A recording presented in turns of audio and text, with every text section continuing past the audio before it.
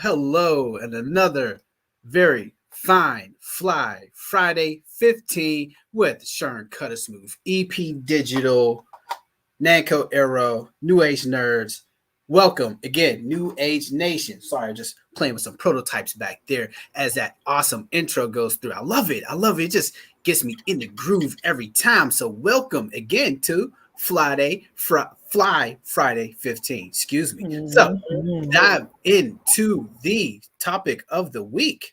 Well, the latest and greatest news that I've heard is that one of these eVTOL makers have gotten approved or certified a type something certification. You know what? Let's dive into that a little bit more.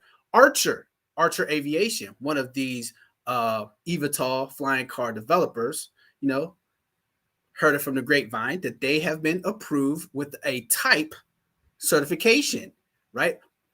I've been asked as a eVTOL developer, flying car developer, are you worried about certifications? Right? How does that work? Like, that's going to be a major risk. And I've been watching it and I've been following it, and that is a major thing. But okay, I call it paperwork, something that you must go through and can be done. It's not impossible. It is not impossible at all. Therefore, Archer going through this type G1 certification. Like, ooh, they got a type certification. They're one of the first to go through it. And it's like, ooh, well, what does that mean? What does that mean? Like a type certification and then a G1? Well, let me break it down for you. There are multiple levels of type certifications. So as we go through this article here, definitely we can post it later, checking on Aviation Today. But let's go to the next link, which will explain what are these type certifications. If you are a urban air vehicle developer, the type of certification that you will need, one, is important. Two, it depends. See, there is no one size fits all to certifications, right? And the FAA have already lined out all of the various types of aircraft that could possibly be involved in the airspace. And they have lined out a few models right here. Path to UAS flight. And this is, particularly, in terms of drones, because remember, we talked about what's the difference between a drone and an eVTOL. They're pretty much the same type of aircraft, just one carries passengers, one is smaller and carries packages. So in terms of certification, well, what's the difference in that, right? Part 107 is something with drones, mainly drones, for sure, all drones, but there's different sizes of drones. You look in this list here, usually things lower or less than 55 pounds.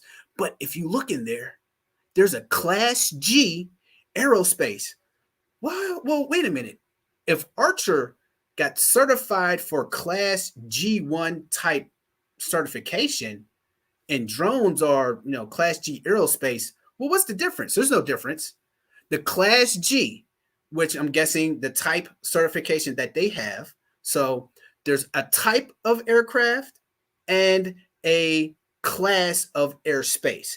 So when I said it depends, well, your certification will depend on the type of aircraft you make and the airspace that it will fly in. For example, multiple types of air or multiple classes of airspace. You cannot fly close to airports, Class C. Matter of fact, let's go ahead, dive into the next link, which will line out the different airspaces. Now, you can be a type of class or type of aircraft and operate in these different class of airspace. And the FAA will need to certify your aircraft, your specific type of aircraft for the specific airspace it will operate within. So there is no one size fits all. And you will need to know as much about the type and the class and the use case of your aircraft as much as possible, because FAA, they're going to require and question everything. And that's a good thing. That's for public safety. That is for your safety. That is for the passenger safety. I like that. That's okay with me. So when people ask me, am I afraid of certifications? No, no, no. This is saving lives, which dives into our main topic. So let's go into the next slide, which is emergency response with eVTOLs. Now, what I find is the main airspace that emergency response vehicles will operate in is, of course, Class G airspace. That's everywhere. You'll see that it's at the bottom of the list. Drones operate within there, experimental aircraft operate within there. But who are going to be the king of that airspace in the future is going to be emergency response vehicles, the EMS. They are the ones who are going to be flying everywhere from Class G to lower level Class B to lower level Class C and D, because it's emergency. Emergency will happen anywhere. And for the most part, I would put the top people who would need to travel everywhere is the emergency response. Let's go on to the next slide. Because who is bringing these emergency vehicles? There are a few companies with a little bit of a vision to address the emergency vehicle market. But of course, they would need to get certified within these class airspace for their type aircraft. And they're still in process. Paperwork, paperwork, paperwork. If you don't have your paperwork together in the beginning, it makes it kind of hard when you go to get certified. That is usually the problem. So moving on to the next slide. If we got the next link real quick, there are just a few that are trying or working on the emergency response aircraft, providing it to hospitals or police or law enforcement, or of course, flying ambulance is a question. Like ambulance helicopters, well, the better version. So there's a few. There's very few out there. One is a Jewish company, Skycar, I believe, but that's probably the most that I've seen of an urban air vehicle directly try to address the issue of, or at least the market of, emergency response. So if you are in emergency response, what do you need to know when you go to buy your urban air vehicle, your flying car? Well, there's a lot. And within that, you will notice size. The size of the aircraft will need to carry multiple people and equipment. You see a good 4 people, a stretcher, somebody is injured, as well as emergency equipment in the back of this vehicle. Now, the power of that vehicle needs to be able to handle and carry all of that. And that is important. You will look at certain aircraft, they're not that big. EHong is not that big. It cannot fit this stuff in there. We'll see later. Volocopter is one of the few who I find is addressing, or first customers are addressing, this emergency response. But if you see, the size of their vehicle does not address the needed cabin space to accommodate a injured person and a pilot and 2 emergency response paramedics. So you need to know that. Can you operate? Can you do your job if the vehicle does not suffice? So look for those vehicles that can suffice, and not just be able to carry the stuff that you need and have the space, but will it have the range? It'll be crazy if you get a flying car and it can only go about 15 to 20 minutes out. So therefore, if you're in the suburbs, right, or if you're in a rural area, well, these vehicles won't be able to get to you. And I find, especially in rural areas, they need to get to you. They have to. These vehicles have to get there. So they're going to need the size, the power, and the range. And I would like to throw in a fourth one, stability.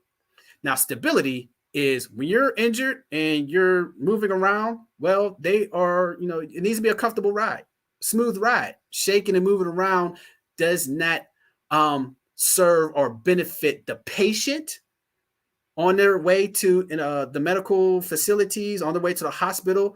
It has to be stable, right? So when you go to shop for your flying car, keep those points in mind. Does it have the size, like you see here? Does this have the size to accommodate the patient, the equipment, and the personnel? Does it have the power to carry everybody? And does it have the range to get everybody to the hospital, to the facility? Now, within that trip, is it shaky or is it stable? All of those check boxes need to be addressed directly when you go to buy your next flying car for emergency response, because I find that's going to be the first. And you see Lilium Jet here, who's flying now, one of the first juggernauts, pioneers in the urban air mobility industry. See, I haven't seen them address the emergency response, mainly because they probably don't think that they could directly address it. But, they are one of the ones who are flying now. So when it comes to those who are flying now, right, go ahead and apply the message we just came off of, what to know. Let's go ahead and apply it to who is flying now. Lilium Jet is, but they're not addressing the emergency response solution. Can they? Potentially. They would have to create a larger vehicle, which would be more power, right? And does it have the range? It claims it has a range, but we will see. We will see. And moving on to when you get to the next link here, of course, Volocopter, and they are flying now. But again, it's the same issue. Is it addressing these issues of size, power, range, and stability? I can see stability. Lilium Jet flies pretty smooth. Volocopter, well, flies just as good as a regular helicopter, right? But until you actually sit in it and feel the vibrations, it is hard to tell how stable it is.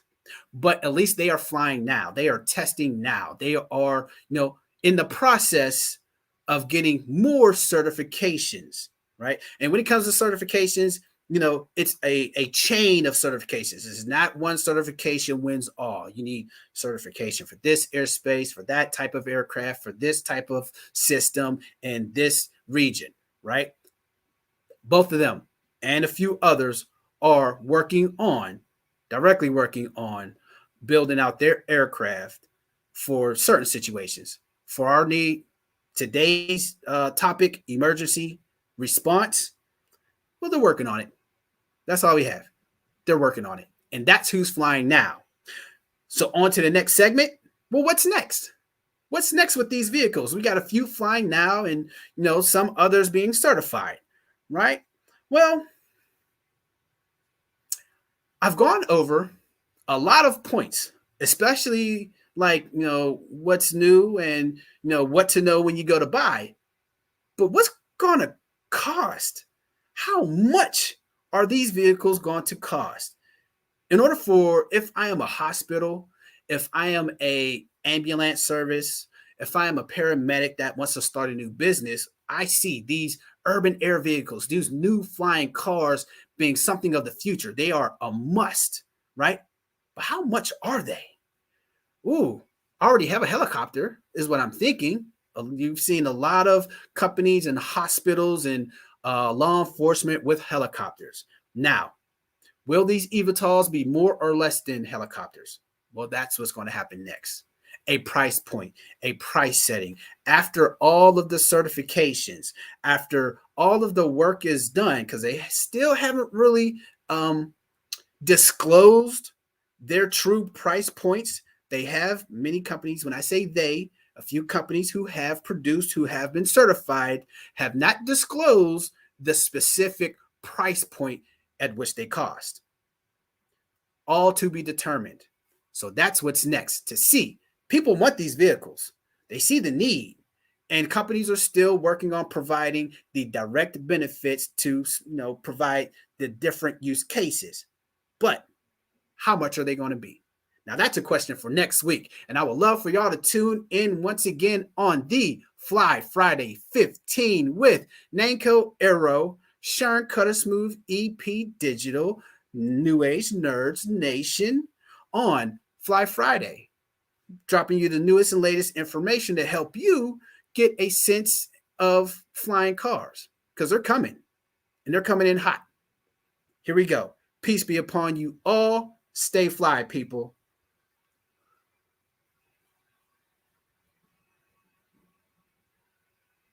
Stay fly. Stay fly.